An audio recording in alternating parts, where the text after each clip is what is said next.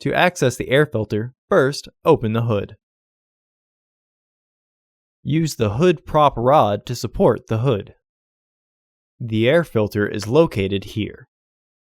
Disconnect the sensor by pressing the back tab down. Press outwards on the wire clip tab and then pull backwards to remove it.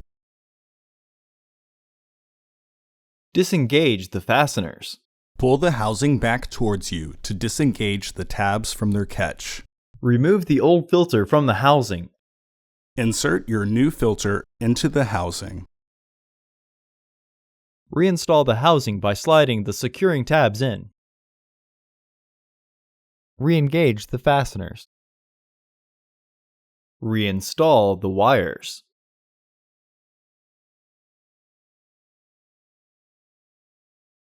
Reinstall the sensor. Remove the hood prop rod and close the hood. Order your parts today at filterheads.com. Also, please like our video and subscribe to our channel so you won't miss any new content.